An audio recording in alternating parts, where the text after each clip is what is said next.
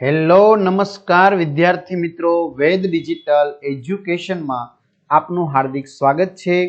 આજે આપણે ધોરણ 11 વિષય મનોવિજ્ઞાનની અંદર તારીખ 12/12/2024 ના રોજ લેવાયેલી એકમ કસોટીનું આપણે સોલ્યુશન જોવાના છીએ। તો ખાસ વિદ્યાર્થી મિત્રો ચેનલમાં નવા હોય તો ચેનલ સબસ્ક્રાઇબ કરી બાજુમાં બેલ આઇકનને પ્રેસ કરો, જેથી તમને આવા અવનવા વિડીયોની માહિતી નોટિફિકેશન મળી શકે। વિડીયો લાઈક કરો અને તમારા મિત્રો દોસ્તોને શેર કરો। તો ગુજરાત માધ્યમિક અને ઉચ્ચતર માધ્યમિક શૈક્ષણિક બોર્ડ ગાંધીનગર દ્વારા મૂલ્યાંકન 4 ડિસેમ્બર 2024 ધોરણ 11 વિષય મનોવિજ્ઞાન, જેમાં 4, 5 અને 6 નંબરનું ચેપ્ટર સમાવિષ્ટ કરવામાં આવ્યું છે। તો ચાલો વિદ્યાર્થી મિત્રો આપણે જોઈએ, શરૂ કરીએ। ઓકે, આ રીતે તમારું માળખું હશે ને આ પીડીએફ કોઈને જોતી હોય બરાબર તો પીડીએફ પ્રશ્ન બેંક તમને મળી જશે, એ પણ ફ્રીમાં। ક્યાંથી મળશે હું તમને આગળ જણાવીશ। ચાલો વિકલ્પ આપણે લેવાના છે। તો કેન્દ્રીય ચેતાતંત્રનો કયો ભાગ મગજ અને શરીરના વિવિધ અવયવો વચ્ચે સંદેશા વહનના માર્ગ તરીકે કાર્ય કરે છે? કરોડરજ્જુ। કેન્દ્રીય ચેતાતંત્રનો કયો ભાગ મગજ અને પરિઘવર્તી ચેતાતંત્ર વચ્ચેના સંદેશાઓનું સંકલન કરે છે? તો એમાં આવશે કરોડરજ્જુ। ભયજનક કે કટોકટીનો સામનો કરવામાં કયું તંત્ર મદદરૂપ છે? તો અનુકંપી ચેતાતંત્ર। મિત્રો ચોથો અહીંયા આવશે બરાબર। કઈ ગ્રંથિનું નિયંત્રણ હાઇપોથેલેમસ દ્વારા થાય છે? તો મસ્તિષ્ક ગ્રંથિ। થાઇરોક્સિન કઈ ગ્રંથિમાંથી ઝરતો સ્ત્રાવ છે? તો થાઇરોઇડ ગ્રંથિ એટલે કે કંઠ ગ્રંથિ। ડાયાબિટીસ મધુપ્રમેહ કઈ ગ્રંથિના રસસ્ત્રાવ સાથે સંકળાયેલો છે? તો સ્વાદુપિંડ। વિદ્યાર્થી મિત્રો ઘણા મિત્રોની કમેન્ટ આવે છે કે અમારે આર્ટ્સના કોઈ સ્વાધ્યાય મૂકતું નથી। તો ભાઈ આર્ટ્સના આપણે બધા જ વિષયના સ્વાધ્યાય મૂકેલા છે, ઇકોનોમિક્સ ગુજરાતીના વિડીયો લેક્ચર પણ છે બરાબર। તો મિત્રો આ પીડીએફ પણ તમારે જોતી હોય તૈયારી માટે તો ક્યાંથી મળશે? તો ભાઈ આપણી વેદ ડિજિટલ એજ્યુકેશન નામની એપ્લિકેશન છે, જે ગૂગલ પ્લે સ્ટોર કે જ્યાંથી તમે ગેમ ડાઉનલોડ કરો છો તો ત્યાં જઈને ડાઉનલોડ કરો, જેમાં 3 થી 12 ધોરણના મોટાભાગના વિષયના વિડીયો, સ્વાધ્યાય, ઇકોનોમિક્સનું મટીરિયલ, પરીક્ષાના સમય ઉપયોગી પેપરો બરાબર, પ્રથમ પરીક્ષા, દ્વિતીય પરીક્ષા, વાર્ષિક પરીક્ષા બધાના પેપરો। તો ગેમ ડાઉનલોડ કરો, ત્યાં જઈને એપ્લિકેશન ડાઉનલોડ કરો, ઓપન કરશો એટલે પેજ ખુલશે, જેમાં તમારા મોબાઈલ નંબર નાખો, સેન્ડ ઓટીપી કરો, 4 આંકડાનો ઓટીપી નાખશો એટલે પેજ ખુલે। પેડ કોર્સમાં જુદા જુદા પેડ પ્લાન, એક્ઝામ પેપરમાં પેપરો, દ્વિતીય પરીક્ષાના પેપરો મિત્રો પેડ કોર્સમાં મુકાઈ જશે ટૂંક સમયમાં, મેળવી લેજો વહેલી તકે। 3 થી 12 માં તમારું ધોરણ પસંદ કરી અને વિષય પ્રમાણે તમારા 11 ના વિષય હોય એ પ્રમાણે સ્વાધ્યાય તમે મેળવી શકશો। કોના મતે વર્તન એટલે જેનું નિરીક્ષણ થઈ શકે તેવું પ્રગટ વર્તન? તો જેબી વોટસન। માહિતીનું અર્થઘટન કરવાની, તેનું વિશ્લેષણ કરવાનું, તેને યાદ રાખવાની અને તેનો ઉપયોગ કરવાની આપણી રીત એટલે વિદ્યાર્થી મિત્રો એમાં શું કહેવાય? બોધન।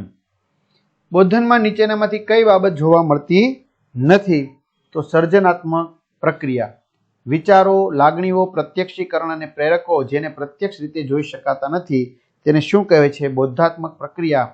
માહિતી પ્રક્રિયાકરણના અભિગમને શું કહેવામાં આવે છે? કમ્પ્યુટર રૂપક બરાબર। માહિતી પ્રક્રિયાકરણનું મોડલ નીચેનામાંથી શેના પર આધારિત છે? કમ્પ્યુટર સાદસ્યતા। કમ્પ્યુટર પ્રોગ્રામ એ કમ્પ્યુટર સમાન બાબત છે। પ્રથમ આધુનિક કમ્પ્યુટરની રચના કોના દ્વારા કરવામાં આવી હતી? જ્હોન વોન ન્યુમેન 1940માં। માનવ મન અને કોમ્પ્યુટર પ્રોસેસિંગ સિસ્ટમ વચ્ચેની તુલના કરવામાં પ્રણેતા રહ્યા છે તે કોણ છે? Herbert Simon 1969। ખાલી જગ્યા તો વિચારણા અને ચિંતન એ બધા જ પ્રકારની બોધાત્મક પ્રક્રિયાઓનો આધાર છે। ઉદ્દીપક તથા ઘટનાઓમાં પ્રતીકાત્મક નિરૂપણ દ્વારા કોઈ સમસ્યાનો ઉકેલ શોધવામાં આપણને મદદ કરતી પ્રક્રિયા એટલે શું? તો વિચારણા। અમુક નિયમો અનુસાર લક્ષણોનું પરસ્પર મિલન કે ગોઠવણ એટલે શું? તો સંકલ્પના। જેના માધ્યમથી વસ્તુઓ, ઘટનાઓ અને વિશેષતાઓનું કોઈ નિયમ અંતર્ગત સમૂહીકરણ કરવામાં આવે છે જેને શું કહેવાય? સંકલ્પના।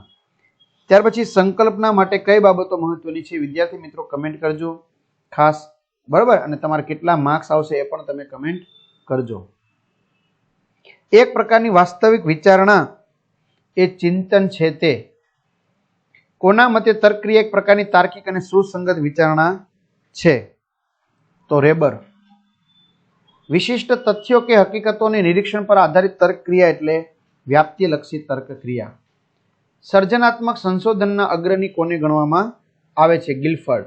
કઈ વિચારણા જે લક્ષ્ય તરફ દોરી જાય છે? તો સર્જનાત્મકતા.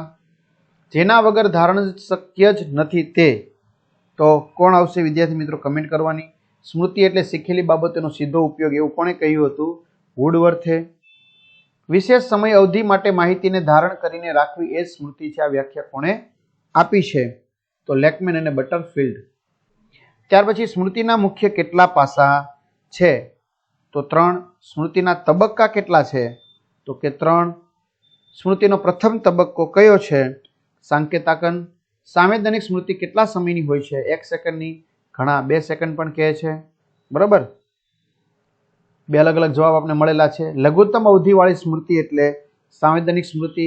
કઈ સ્મૃતિમાં ઉદ્દીપક તરફથી મળતી માહિતીને મૌલિક સ્વરૂપમાં અર્થાત એટલે કે તેમાં કોઈ પણ ફેરફાર કર્યા વગર જ તેનો સંગ્રહ કરવામાં આવે છે? તો સાંવેદનિક સ્મૃતિ. કયા પ્રકારની સ્મૃતિમાં સંચિત માહિતીનું યથાર્થ પ્રતિનિધિત્વ થાય છે? તો સાંવેદનિક સ્મૃતિ. ટૂંકા ગાળાની સ્મૃતિને બીજા કયા નામે ઓળખવામાં આવે છે? તાત્કાલિક સ્મૃતિ. ટૂંકા ગાળાની સ્મૃતિનો વિસ્તાર વધારવા માટેની સામૂહિકીકરણ પ્રયુક્તિને કોણે આપેલી છે? તો જ્યોર્જ એ મિલરે. મિલરના મત અનુસાર ટૂંકા ગાળાની સ્મૃતિને સંગ્રહ શક્તિ કેટલી હોય છે? તો 7 ± 2. ટૂંકા ગાળાની સ્મૃતિમાં માહિતી સંગ્રહની અવધિ કેટલી હોય છે? તો 20 થી 30 સેકન્ડની. ચિરકાલીન સ્મૃતિ એટલે શું? કમેન્ટ કરજો.